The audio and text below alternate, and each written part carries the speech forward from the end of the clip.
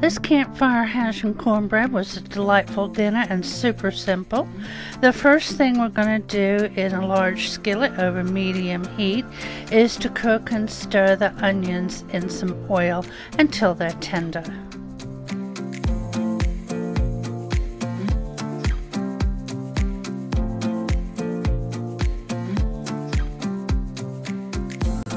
After the onions are done, we're going to put in some garlic. Just stir that around for about a minute and then add your potatoes. Now this called for 4 large potatoes, peeled and cubed. I had leftover cubed hash browns in the freezer and that's what I used, and it made it super simple. So that's an option if you would like to do that also. We're going to cook the potatoes for about 10 to 15 minutes until they're tender. And then we'll add in the sausage and cook that until the meat and potatoes are tender and browned. And then we're going to stir in the chilies and the corn and heat everything through.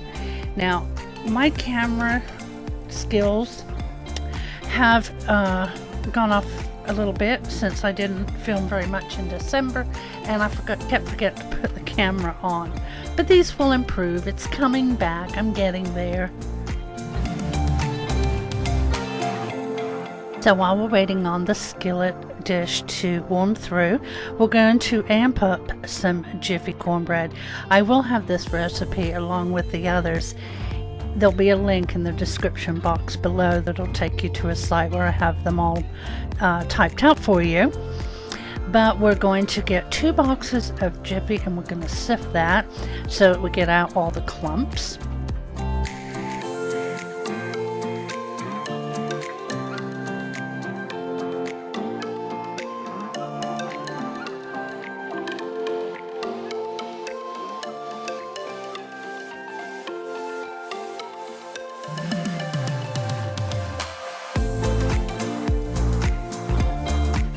Now we're going to add the milk, the sugar, and the eggs and mix that all up. Then we'll add in our melted butter, which we have microwaved, and mix that in the bowl as well.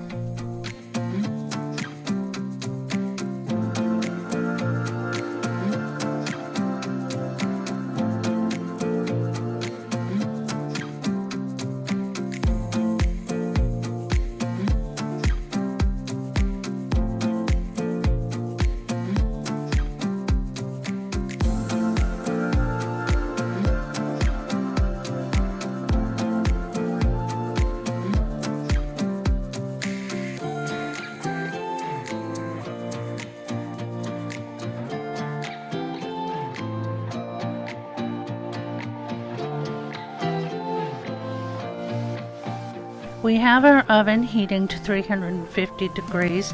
We're going to spray a casserole dish. We'll pour the mixture in here, and then this bakes for 40 to 45 minutes or until the knife comes out clean.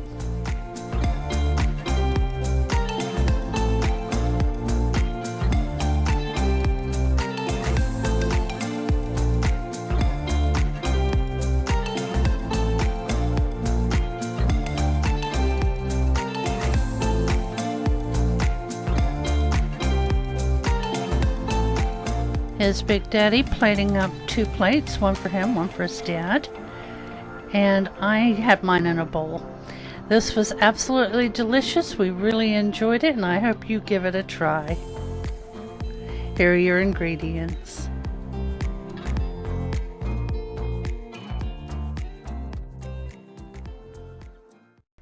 Now for a French onion meatloaf.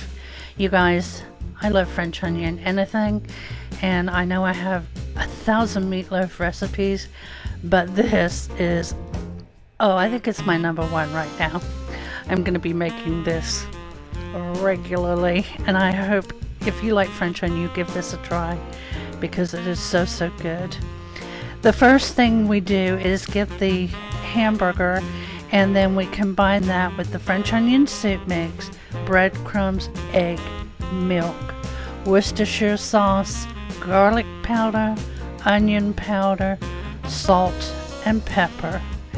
And then we mix all of that and form it into the shape of a meatloaf.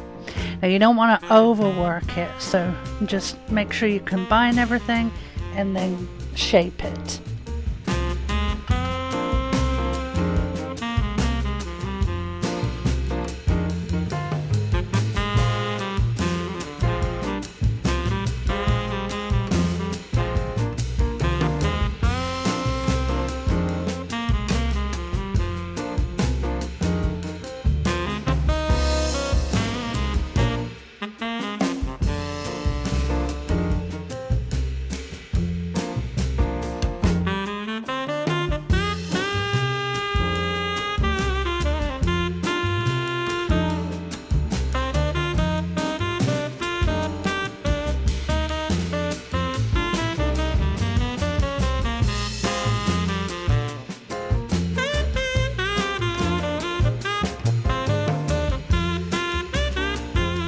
And I just want to mention for this meatloaf, you want to use a lean ground beef.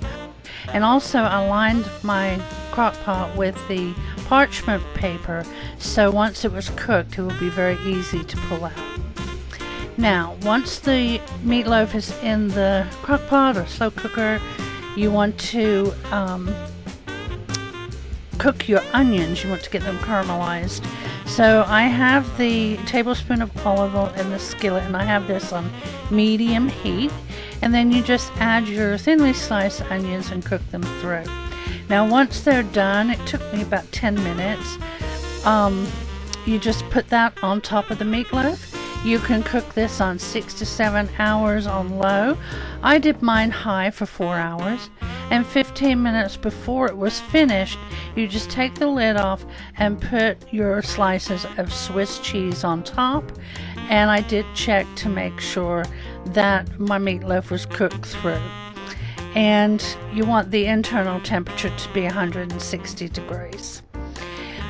Then put the lid back on and the cheese will melt, and you will have one fantastic dinner. Now I served ours with mashed potatoes and green beans, I believe. Yep. And then I made some brown gravy because you can't have mashed potatoes without that.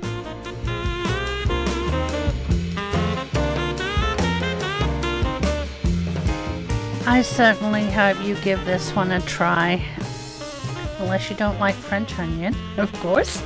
Here are your ingredients, and I hope you enjoy it.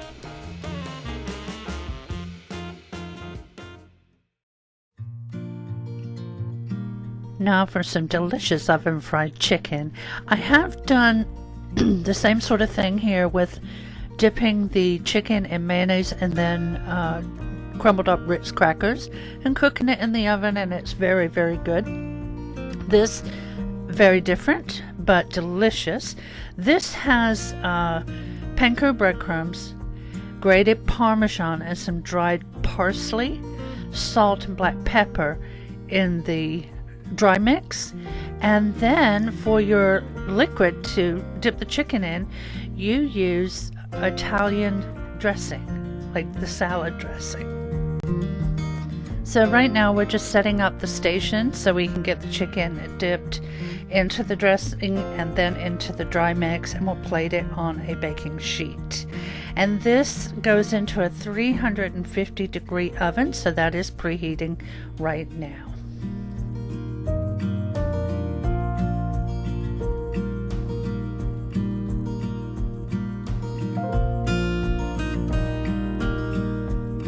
Now we have everything set up. Here we go. We're going to dip each chicken breast into the salad dressing. You want to coat both sides and then dredge it into the breadcrumb mixture, and then transfer it to your baking sheet, which I have sprayed. These are cooked until the chicken is done. You want to check to make sure it reaches 165 degrees. Takes about 30 to 40 minutes, really depending on the size of your chicken breast. Mine I had cut in half so they cooked a little faster, but however you want to do it. And I paired this with some baked beans and mashed potatoes. Very, very good. I hope you give it a try, and your ingredients and a picture of our finished plates coming up.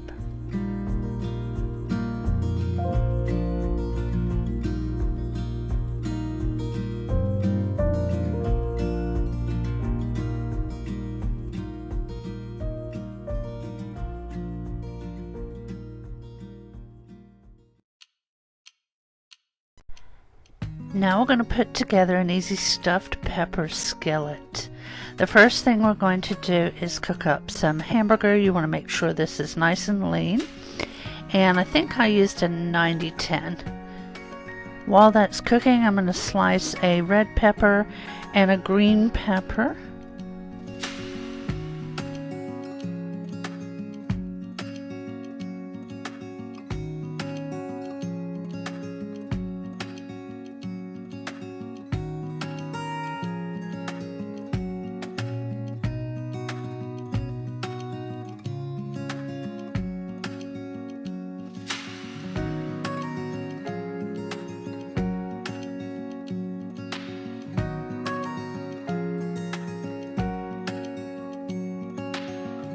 Now the meat's cooked.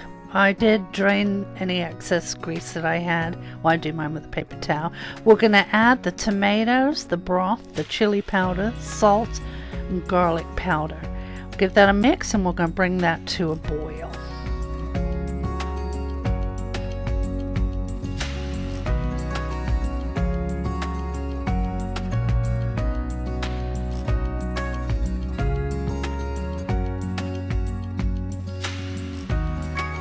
While we're waiting for that to boil, we're going to go ahead and shred up our Colby Jack cheese. I had a pink shredder that I love. The little end of the handle broke off, so I bought this one off of Temu. It was very inexpensive, and it was sticking to the counter on this day and did fine. The cheese, I don't know, it didn't cut it up as nicely as my pink one did. Anyhow, the second time I used it, and you'll see it in an upcoming video, it wouldn't stick, and I ended up pitching it and started using my pink one again.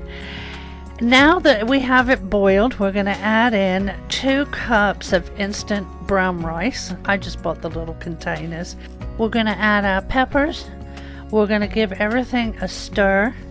And then we're going to cover this, reduce the heat, and simmer it until all the liquid is absorbed. It took about 10-ish minutes. And then you remove it from the heat and sprinkle with cheese and just let it stand covered until that cheese melts. This was such a good dinner. It tasted so good. And I hope you give this one a try. In fact, this week they were all really good. I don't know which one to tell you is the best because they were all equally as delicious to us.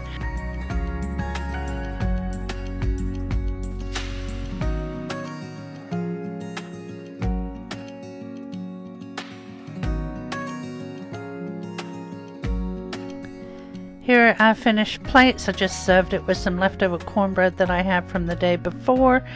And here are your ingredients.